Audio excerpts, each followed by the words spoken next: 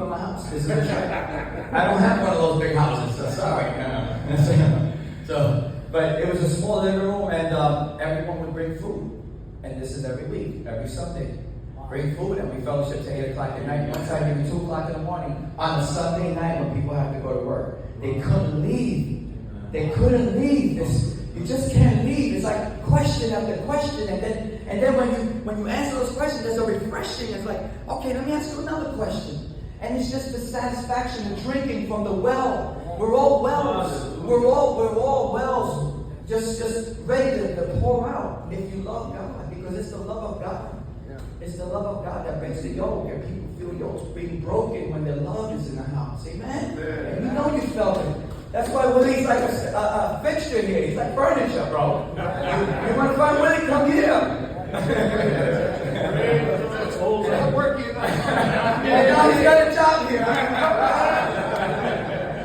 That's why I found him yesterday. We're looking for a church. We found a church.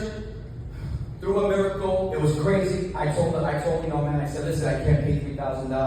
I only have a $1,500 month budget. He gives it to me for $1,500. Wow. He says, Lord Joe, I might be with your wife. It's just something. He's a Jew. He's Jewish. He's not a believer. But here he is. A week later, a Jew handed a Gentile the keys to the church. Hallelujah. And this church, amen. Let's give him a hand clap, because we are called to start his people to jealousy. You tell them about bitter waters and all the celebrations, the Feast of Trumpets. You start talking, they're like, how do you know all this? I'm a Puerto Rican. I have nothing to do with you people. I tell them this person. At one point in my life, I could care less if you guys blow each other up. I don't care. I'm Latino. I had a lot of muscles. I had my car. I was good. I could care less. I eat pernil and patatas. I'm happy. I'm happy. And then you look in their eyes and you say, then I met Yeshua. Then I met your Messiah. And when you say your Messiah, they go, it's your Messiah. And since that first day, he told me it was going to be you guys. God was going to establish his kingdom out of Israel. Yes. And because guys don't believe in him, he had to come to us to tell you, to be the voice of reasoning. To tell you, come and drink and let's reason together, my people. Amen? And now, here I am, a Gentile, telling the Jew, come home. Come home, my brother. Come home, my son. Amen? That's what he's called us to do. Don't be afraid. Fear not. Because everything you do in fear will never get done. You'll be half-baked for the rest of your life until you step over that line and finally lay your life down, because your life is not your own. And we're all riding away. We all got something going on with us. Our back, our toe, our eyebrows, my hair's gone. Something's happening because it's all evidence that you're going to be leaving. Stop anchoring your faith into real estate, the real estate of earth, and put it into the real estate of the kingdom, who's blessed forever. Amen. Thank you. So then I said, so the April 26th, so we were working. I was like, all right, this is a slow time for me in HVAC. We started buying, people started giving us. We believe in your vision, Joe. His money. And people were just giving me the money, what I needed to trim out the whole church. I'm working. I'm doing my little calls here and there for work, and then I'm going back to the church. I got some volunteers. They were there cleaning and putting things together and painting, and this was an all-day affair. So at one point I was real tired, and on April 26th, the morning, I go out to have breakfast with a friend, and he says, you look real tired, Joe. You got to listen to your body. And I'm taking this extra stuff because I want you to understand. You got to listen to your body. Listen to your body. You're not Superman. You are a man, but you're not super. Okay? We're not super. At any time we could fail.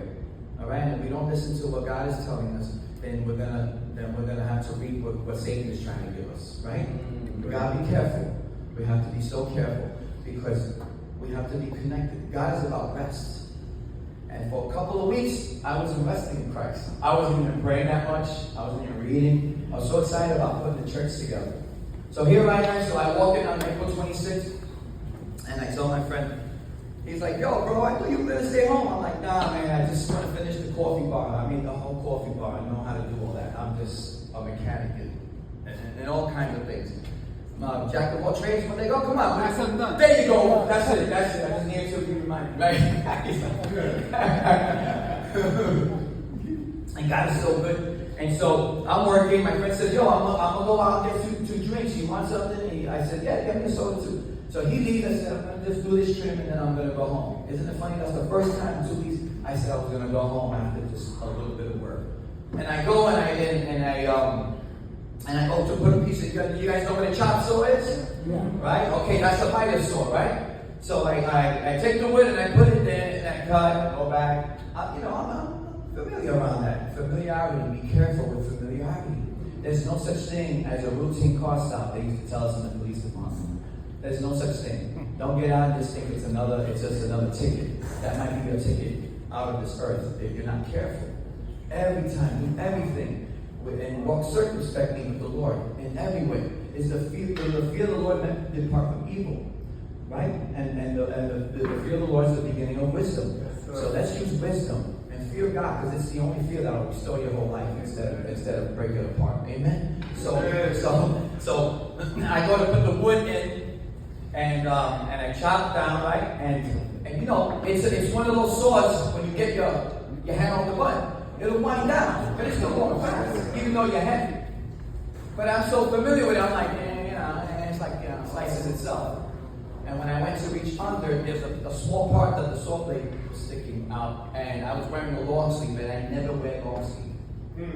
So when I went, and I never used my arm and throw it under the saw, I always take it like this, on the sides, because put your, and I put my arm under there, all of a sudden I heard a bang! Like so fast, like a gunshot. And I said, oh man, and I thought it hit the wood. Because sometimes the wood, as it's spinning, a piece of wood will pop to the side. And I felt this tremendous pain in my hand. I was still holding. This is probably gruesome for you. You might want to leave. And I'm holding the piece of wood that I cut in my hand. And I'm like, I thought I bagged my hand or something. And when I looked, my shirt was caught. It was so fast, I didn't even see this happen. My shirt was caught in the blade, and the blade was hit my arm. And so I was stuck. And I'm looking around, I'm like, how am I going to get out of this? So I take my shirt off. I slipped out of it, and here I am, no shirt. I looked at my arm, and it was mangled. It wasn't a cut, it wasn't a gash. It wasn't a slice, it was mangled. It was open like a banana. You ever peel a banana? Right? How does that look? That's exactly how my arm looked. It was the meat was falling off the bone, like spare ribs on the barbecue. Alright, off the bone, right? Just falls off like that. I know it's disgusting. I know you just had. I'm not showing no pictures, so no pictures. No pictures.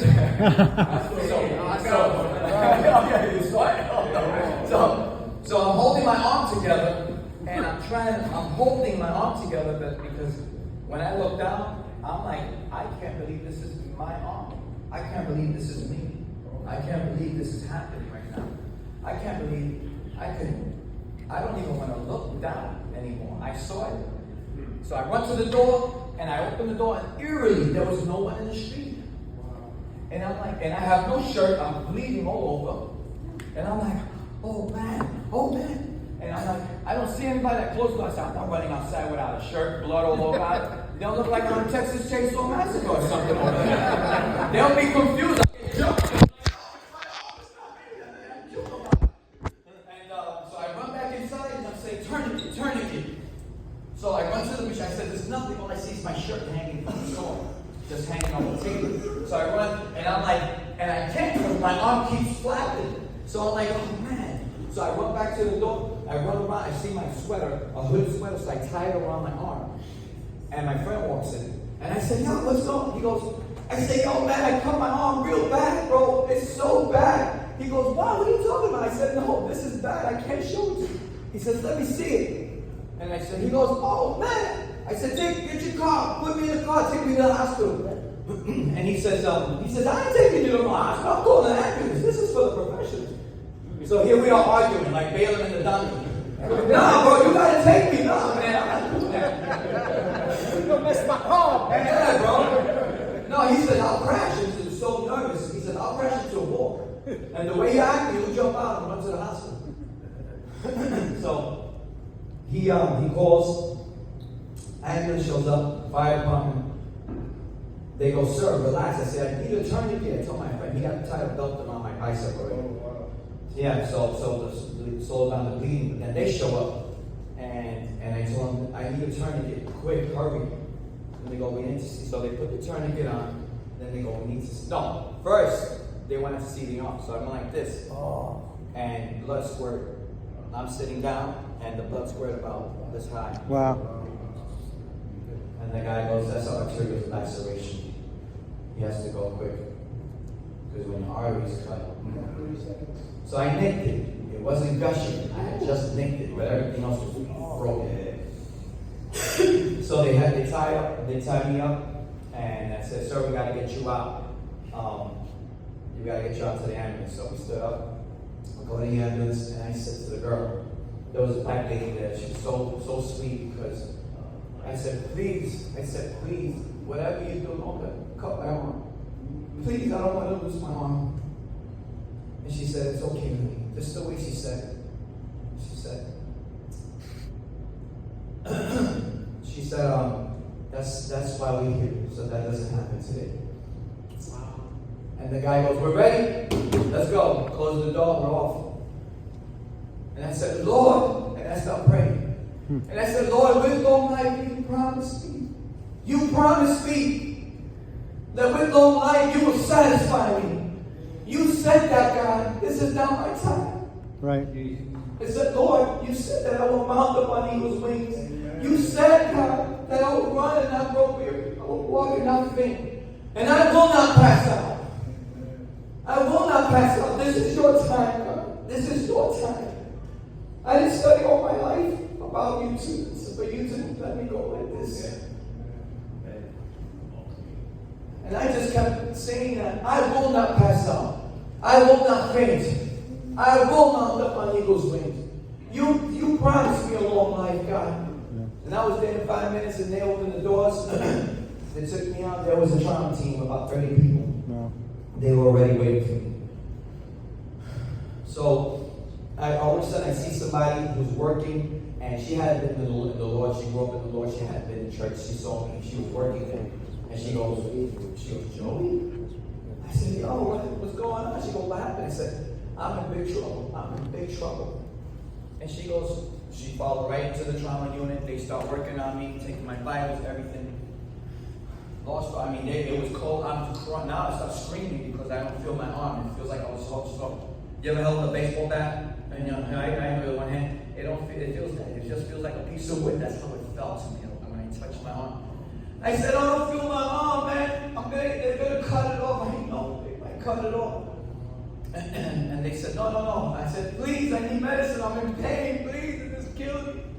I need pain. And go, give him fentanyl. I'm like, I'll take that. I heard that works.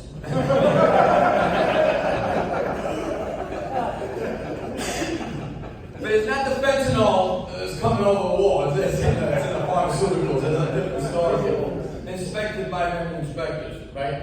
So they put it in the tube. All of a sudden, I kind of feel a little calm, but I still feel the pain. My arm feels dead. It's just. So I'm laying there, and they put my arm on the thing. They still giving me tons of needles and checking vitals. They ask me what's my birthday 1,000 times because they want to see if you go into shock. And every time I answer the question, every time.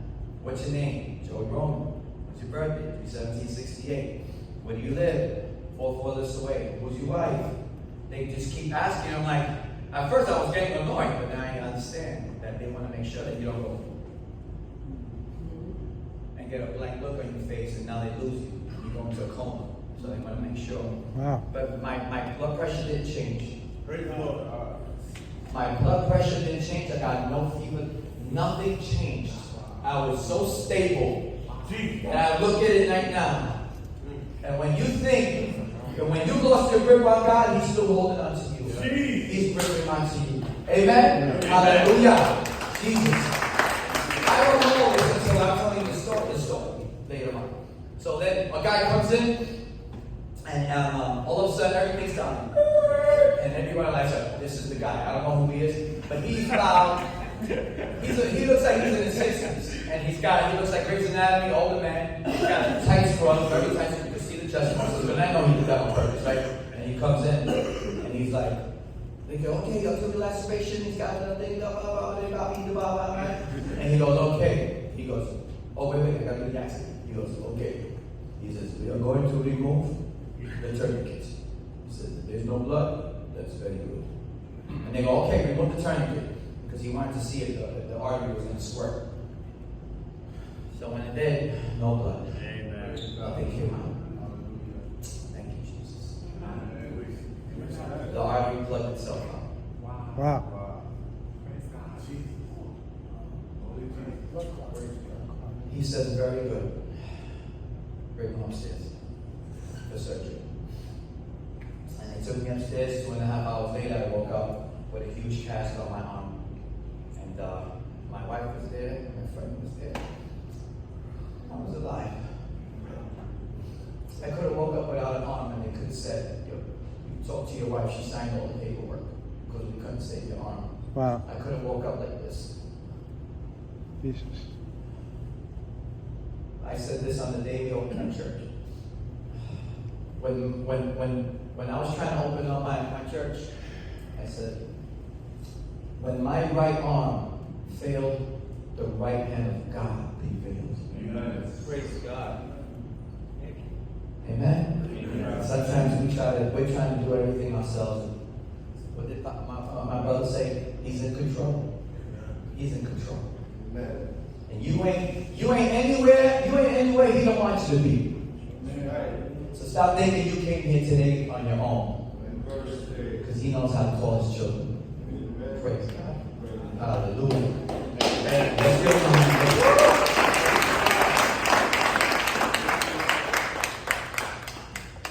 So here we go.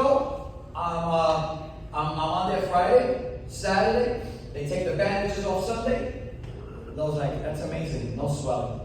The whole weekend, no pills, no pain medication, nothing. There's people ain't got nothing wrong with them and they're on pain medication. Not even a Tylenol I took. Come on. You know what I'm saying? The nurse would come in and look at me like I was crazy. Are you okay? You don't want no pain medication? She would go, pain medication. Like, what is it with the pain medication? I'll call you, trust me. And I told her, I said, trust me, if I need the pain medication, you will hear me. You will hear me. And be like, hey! Hallelujah. God is good, man. Amen. God is good. He's able to deliver. Amen. He's able to deliver with his right hand. And he'll deliver you over and over and over. Why do you doubt, my people? God's got a perfect track record and we don't trust him. And yet men are full of deceit and lies and you trust in them. That's right. How is it? What's the mental disconnect? You know what I mean? Randy, love you, bro. Love you too. Good stuff. I'm not even preaching. I'm just giving you testimony. Hallelujah. And when you got a testimony, man, you can talk anywhere. You can talk yourself out of a safe without the combination. God will open it for you. He's got your number. Praise God. I'm not here putting up a show. This ain't the Joey show. I tell people, don't look at me, man. Look at what he could do in me. Amen. Look at what's inside of me. Thank you, Jesus. Because it's in you. It's been in you. Thank you, The day you said yes, he downloaded the program. But he's not gonna force you to go on his program. You gotta open it up. It's a window. Come and test me. See if I will open the window and bless it.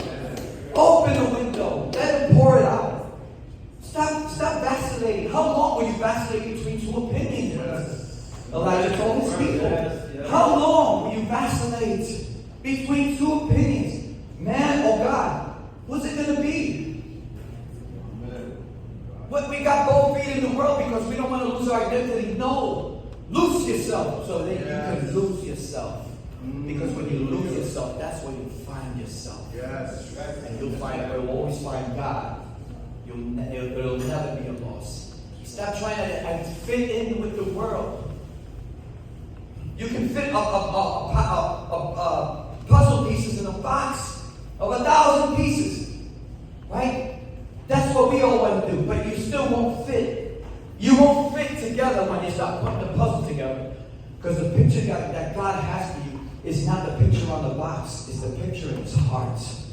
It's the future He's pulled out for you, tailor-made like a suit, and it's the best plan. Amen. Amen. So, a week and a half later, I had to get a nerve reattached. That was April, no, it was actually May 1st. We were supposed to open, May 8th, right? We were supposed to open May 8th. Everyone told me, Joe, maybe you should put it off. Your arm. My arm's not my God. This is not my idol. This is not my, I don't deliver myself with my righteous right hand. God delivered me. And I'm going to open up May 5th. Single and mighty, right in the middle of the day where everybody's getting drunk. We're getting drunk on the Holy Spirit that day. Amen. Praise God. And I took my suit, and it was big, and I had a big cast, and I shoved that thing in, and I put my suit on. I don't care. And it was tight, like a sausage, man. It was, and people were worried, like, you got circulation? I said, no, we're going to do this. I got to put my suit on. My wife, we had 80-something people. We had food. And let me tell you something, man. God bless that service. I couldn't write. So I had no sermon. I had no message. And the Lord told me, tell them what happened. And I'm like, duh, yeah. Thanks, Lord. I'm a little busy these days, in my mind. And I did it. And Jerry was there, right? Yeah. Jerry was there with Debbie. Praise God. And he came by, he supported me, and it was good to see them. It was good to see a few people from ICC, my old church. Because people know I got a word. And I don't have a word by myself. You have a word. That's why Jesus said, take this and eat. This is my body broken for all of you. You get a piece. You get a piece. You get a piece. You get a piece. You get a piece. Anyone who comes to the fountain gets a piece. Jesus. Amen. And if you took a piece of His body, you got a word in you. Amen? Amen. You got a word. Remember that. Don't discount yourself. Your past does not equal your future. Stop the nonsense. Leave it down the road. Your past is still looking for a ride to pull up to your house. Leave him back there. Stop the nonsense. Stop financing your past. Wow. You gotta pay mortgage. You gotta pay rent, right? Why do we give Satan free rent in our hearts and our minds then? You're a bad landlord. No, this Lord. You're a bad landlord. You're a bad steward of what God's giving you. Stop giving Satan free rent, and stop that. Be the landlord, the landlord you were called to be. Protect your house, protect your peace. Letting people run all over you, that's not peace. That's not the love of God. That's control. That's you don't know how to handle the kingdom of God. Sometimes you gotta have to block somebody. I'm sorry. That's right. That's not love to keep letting them torture you through your phone, blow up your phone, and then it's not Christian like this. It is. Take authority. You've been given the keys of the kingdom. And why were you given keys? To unlock shackles. How come the church isn't unlocking the shackles of the lost? You like freedom, don't you love Jesus? But you don't want to share that with someone else? That's why I flipped out from the first day. He came to the room and he touched me. I'm like, no one has ever. The fathers I've had were all losers. I had a lot of fathers. All losers. And I still love them, but they were all losers. Could never do what Christ did for me that day in July 6, 1996. Hallelujah. Amen. That was so good, man. So, skip ahead. Last week, so I'm healing up. I'm at the therapy. I'm doing therapy for my arm. Church is going good. Everything's good. I'm thinking about Bible study. Everything they do here, I copy. I can't copy. I didn't know there were copyrights. So there is. Scrap that, Chris. Scrap that video. That's messed up. I'm trying to run the church. I'm stealing ideas from people. We're meant to glean from each other. No man is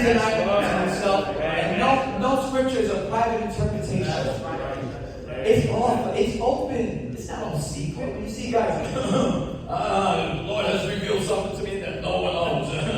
It makes me better. I stay home and Really receive, right? you know, they really want to know.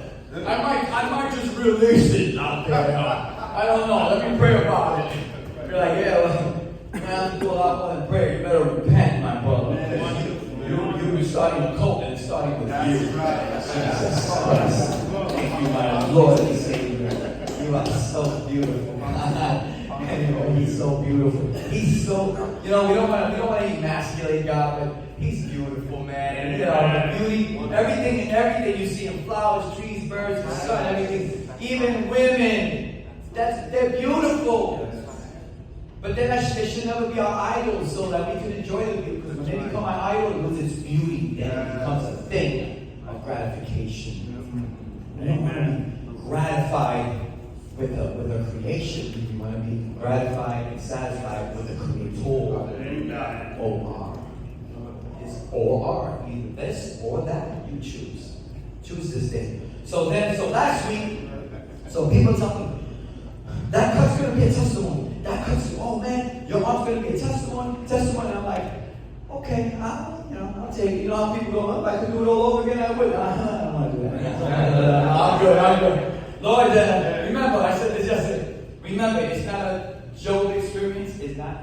My name's not Job. It's Joe. All right, with an E at the end. Not Job. Everybody's telling me, you're like a Job. You're like, oh, no, not. Stay away from me with that story. All right, I read it once. That's it. That's all God gets. Amen. But then last week, I'm going home from therapy. I'm praying for a brother. I called a brother I hadn't seen 2 weeks there in church. And he's an older fellow. And I called him up, and he was so happy. I'm coming down Toad Hill. And you know when you come out of the woods over there, Toad Hill? You know, like, the sun shines out there, right? I'm going towards the highway. On the second corner, I'm ready to make a left. I just finished praying for this brother. This brother's thanking me for prayer, thanking me for calling him. Call each other. Willie, you hit it on the head. Call each other. Somebody put you on the line. Just give him a buzz. It takes 2 seconds. Say, hey man, listen, I'm in the middle of something. You just came to my mind. I just wanted you. I haven't seen you in a little while. Come on down. It's still going. It's still fire. But, you know, we're still eating, and the word is still going forward. I said, you gotta go out. Don't isolate yourself. You know, we don't want that. We don't want nobody lost. No man be left behind, right?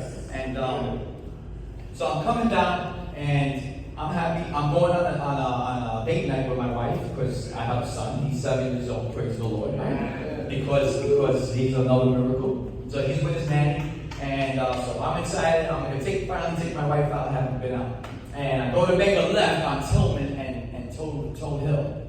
And as I'm turning to come off the highway, because there was a lot of traffic going towards me, as I go turn, I hear cars screeching. Boom. So you think that always sounds far away. You hear that all day when you drive. Nah, that was a missile coming at me. What? Yes. And out of nowhere, everything went blank. And all I heard was an explosion. Boom! My car, I don't know if it was spinning, I don't know what was going on. Everything exploded in my car, the airbags inside, impact airbags in the back and the front.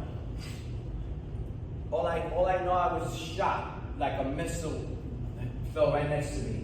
And I'm seeing, I thought the car was on fire, I saw smoke. I jump over my seat, I pull the handle, I crawl out. I literally almost fell out. And I'm shaking, and I'm like this. And so my friend Juan, all right, Juanito. Yeah, he's like, Joey, okay? I'm like, Juan, I just had an accident, really bad. I gotta call you. He goes, you okay? I heard it. And I hear him far away, and I see everything, but I'm not there. It feels so weird. Like I'm standing there, but I feel like I'm not there. I see everything, and I hear it in the back, and I hear screaming and cursing, and I got up in the car and I crossed the whole highway. I crossed the whole street to the corner. I see an ambulance. I saw an ambulance, and I call my wife. I'm in the middle of the street looking, making sure I don't get hit by a car. But I call my wife, and the first thing I said to my wife was, "Honey," I said, "Honey, someone just tried to kill me." Because in my spirit, Satan was trying to take me out again. Within a month and a week, he tried it again. And she's screaming like, what? What are you talking about? What are you talking about? And I said, just get here. The truck's gone. Everything's gone. She goes, what are you saying? I'm like, just get here. And I hung up. And she's trying to call, and I could feel the phone going off. I go to an ambulance that's down the block, and I'm like, they didn't hear nothing? No, the guy was inside his house. And he comes out. I said, hey, you guys duty? He says, yeah. And he says, what happened? I said, there's a big accident over there. He goes, you? I said, yeah. He goes, you okay? I said, I don't know, but my arm hurts a lot. It's burning. I'm in pain. I don't know what. And he goes, oh man. So this is what happened. This looks good now, but the skin was split open. Somebody told me I should have got stitches, but they were saying it was all right. So, someone just told me yesterday, right? I was with me. He said, you got scratches on your head. I said, yeah, and I hit my head. I didn't know that. I got a big burn here, because when you head back deployed, it lets off like a gunshot. That's why I smelled gunpowder. I didn't use gunpowder because I know what that smells like. So, and that's it. So, I get up, I go across the street, my car is crunched in. The guy's car, he had hit me. He jumped off the truck and ran into a brick wall and landed on his whole car. The whole front fell apart, even the back bumper and the back panels came off. I mean, this is how hard he hit that wall. And he's out there, and he looks like he's a druggie. And he's got a black scully cap, older guy. Looked like he's been taking for 60 years. He's got no eyebrows, no teeth, no mustache, no hair on his face. He just looks like a skull, but he looked built.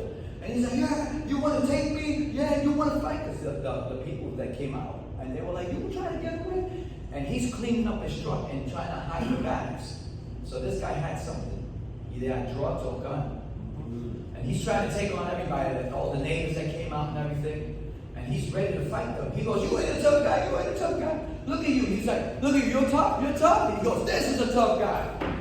This is what's in the street, guys. Armor up. You need your armor.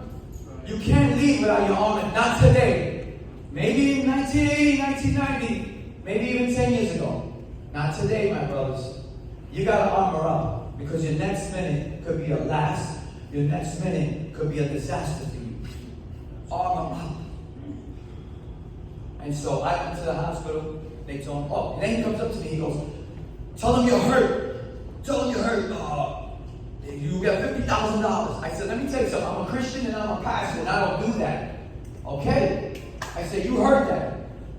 I'll get $50,000, but what does the profit of man that he gains the whole world and loses his soul? So I can buy stuff and pay my bills. My life's not worth that much. I mean, my life is worth way more than trying to pay bills and trying to buy stuff for myself. Come on, really? That's what we're doing? That's what you're giving away? You know that song, I Give Myself Away? You guys sing it here, right? Yeah. Right? I think I've heard you sing it, right? Yeah. I give myself away so you can Use me. You gotta give yourself away if you want to be used. And sometimes, if something's coming for you, I'd rather you walk away from it in Christ than to walk away from Christ when it happens. Come on, my brothers. Let's give God a hand clap for that. Let that stick in your mind. And so here I am. So the day I got cut, somebody called a lot of the churches, and all of the churches, and ICC was one of them. This is my home. I always talk about ICC. I'll always want to come here. There's an anointing. Like I said, I was just clapping. I couldn't stop. All right. When am I going to stop? I want to keep clapping. Amen. All right, go ahead. Go ahead, Lord. Keep me clapping. Because the angel of the Lord encamps himself around those who love him. And the angel is clapping with you. Amen. The angel of the Lord, the protection of God. You're rejoicing. You don't even know what you're rejoicing about. Sometimes I don't even feel the presence, but I'm all right. I'm good. I'm in Jesus. Amen. The angel of the Lord protects your mind, keeps you intact. And the devil tried to take me out twice in a month and a week. And now, and you know what? I guess the first accident wasn't enough for my congregation. But the second one did. We had a prayer service last night. Somebody got delivered. Screamed. Okay? And got delivered from oppression. Threw up and everything on the floor. Wow. Okay? First time I have had those kind of things, but they weren't delivered. My wife laid her hands on this girl, and she was delivered. Yes, Amen. she's going to get baptized next week. Hallelujah. And they're on fire to serve. What's your fire? Where's your combustion chamber? What propels you? What propels you to make something good even better? Because remember, great, better, the good is the enemy of the best. Are you giving your best? Or are you just okay with being good? I'm good. I don't want to be good. Because God, guess what? Satan is trying to steal your inheritance. Because he can. Romans 3:11 says, Romans 3:11, Revelation 3:11. It says, persevere, endure, and don't let anyone steal your crown. Someone's after your crown, my brothers. Don't go for the sin. I love grace. I haven't mentioned grace. I love grace. I love the mercy of God. I love it all. But there's something you gotta do. That's right. That's right. You gotta hold on to your crown. When you go outside and it's a windy day and you're wearing a baseball cap and you pay $50 for, you're holding on to that thing for your life. You'd rather get hit by a car than to let that tank you had go and you pay the $59.50 hat. Snap lips, no snap in the back, right? You'd rather get hit by a car than chase that sucker down the street than to lose that $50 hat. How much more is the crown that's been given to you? You'll die for a baseball cap, but you won't die laying your life down for a crown. Hallelujah. No one can wear that crown. It was yours from the beginning of time, but you must endure to the end. You must run this race. Why did Paul say, now has come to the time for me. I have finished my race. I have kept the faith. I have fought the good fight. He didn't just say, I'm saved. I don't have to write no letters to the Ephesians. They'll figure it out. They got God. I left the Lord over there. I baptized these people. He didn't say that. He was writing letters. Like, wait a minute. My people going wrong? I'm writing a letter. It behooves me, my church, that I found out that you guys have been bewitched. And now you're taking on all kinds of pagan, ritualistic things. And you're more worried about the painting the walls than and the holes in the floors than looking at your own floors and getting it right. That's right. Jesus. Amen. Come on, guys. We have an army. And we have if you found out that the cops, when they under the roll call, right after the roll call, they went to the lounge and they could care less about you. That's right. Because they're being told not to care.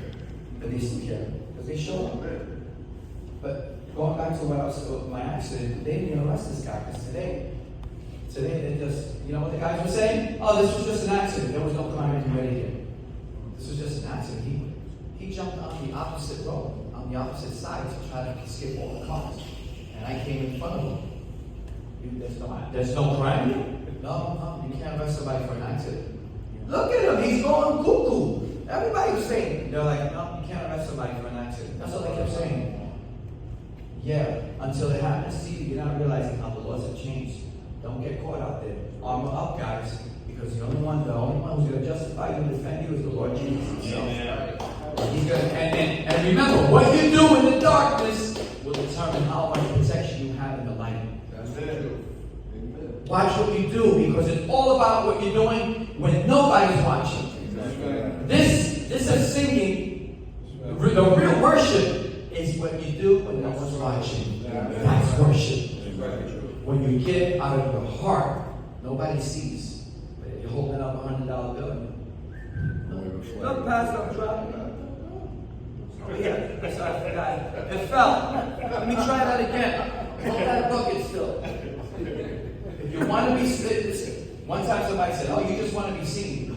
I disarmed them. I told them, "Yeah, I do. I do want to be seen." Because how will they know if a preacher's not sent?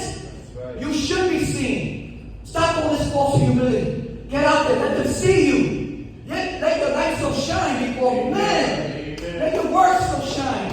So that your Father in heaven may be glorified.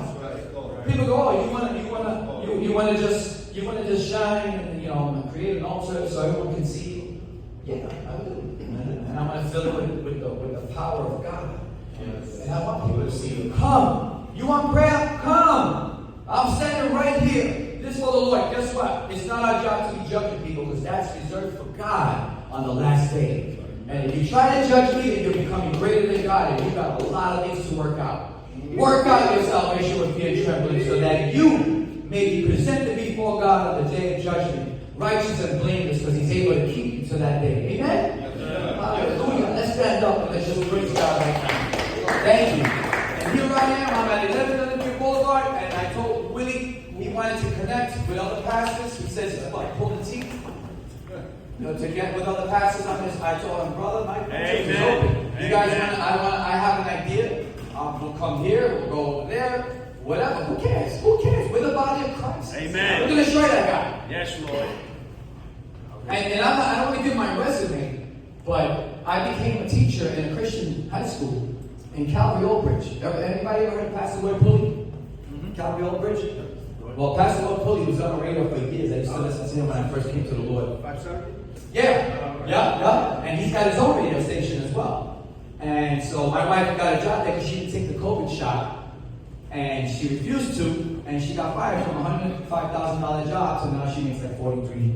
I'm going to throw it out there. Because, come on, man. Who cares? Who cares? Money's not my God. My God is my God. And guess what? With that little bit of money we make, I ain't missing nothing. It's like you got I ain't missing a beat because it ain't about your attention is on the provider, not the provided. Yes. Hallelujah. Hallelujah. And that's why some of us are still going through valley lows because see, in order for God to bring you into the place of milk and honey, He has to dry up your provision. Wow. And God is trying to tell you your provision is drying up. It's time to move forward. Yes. Because your enemies are bread for you. He wants to move you from manna to bread. I am the bread of life. Our Father who art in heaven, hallowed be thy name. Thy kingdom come, thy will be done. On earth as it is in heaven. Give us this day our daily manna. No, bread. Manna turns to worms, but bread of God of life is everlasting.